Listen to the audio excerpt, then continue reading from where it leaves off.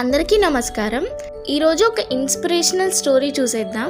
ఈ సృష్టిలో పూచిన పూలన్నీ పరిమళాలు వెదజల్లలేవు, అన్ని గాలులు సుగంధాలను పంచలేవు, కురిసిన వానలన్నీ పంటల్ని ఇవ్వవు. అలాగే పుట్టిన ప్రతి మనిషి చరిత్రలో నిలబడలేడు. ఏ మనిషి అయినా చరిత్ర సృష్టించి కారణ జన్ముడు కావాలంటే ప్రయత్నం, పట్టుదలతో నిరంతర సాధన తప్పనిసరిగా ఉండాలి. సాధనమున పనులు సమకూరు ధరలోన అన్నారు వేమన. నిరంతరం అభ్యాసం ద్వారా మాత్రమే ఎలాంటి వాళ్ళైనా అసాధ్యాలను సుసాధ్యాలు చేయగలరు.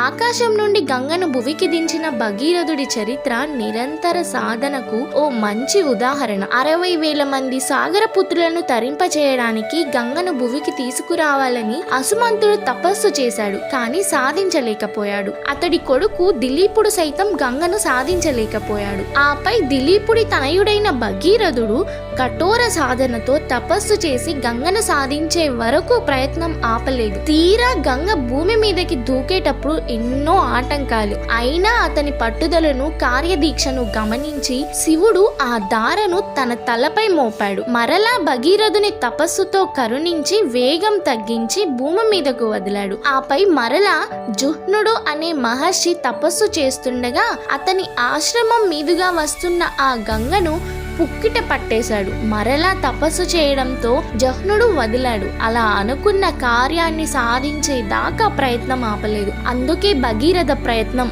అని పేరు స్థిరపడింది. సాధనని ఎన్నడూ ఆపకూడదు. అంతులేని సాధన తపస్సుగా మారడం వల్లే ధ్రువుడు ఆకాశంలోకి చేరి ఉత్తమ స్థానాన్ని అందుకున్నాడు.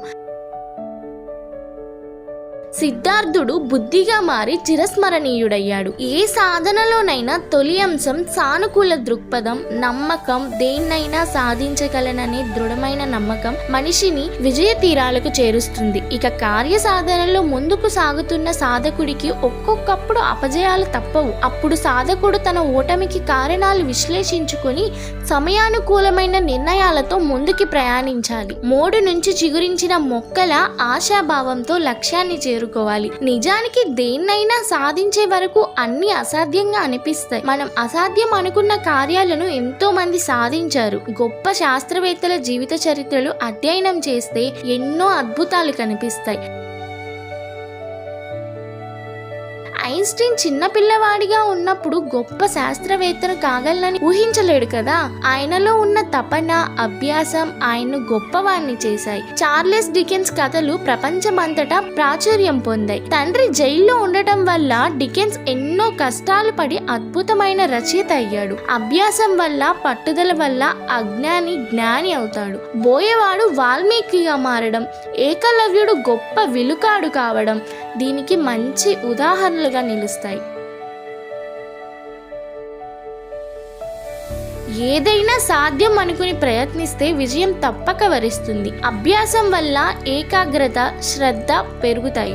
దేన్నైనా సాధించవచ్చనే నమ్మకం పెరుగుతుంది. అందుకే మనిషి ఏ కార్యాన్ని ప్రారంభించినా దాన్ని పూర్తి చేసే వరకు విశ్రమించకూడదు. నిరంతరం అదే ధ్యాసలో ఉండాలి. అప్పుడు విజయం తప్పక వరించి తీరుతుంది. ఈ టాపిక్ మీకు నచ్చినట్లయితే వీడియోని లైక్ చేసి పురాణ మిత్ర ఛానల్ను సబ్స్క్రైబ్ చేయండి. మీకేమనిపించిందో కామెంట్లో రాయండి. Thank you.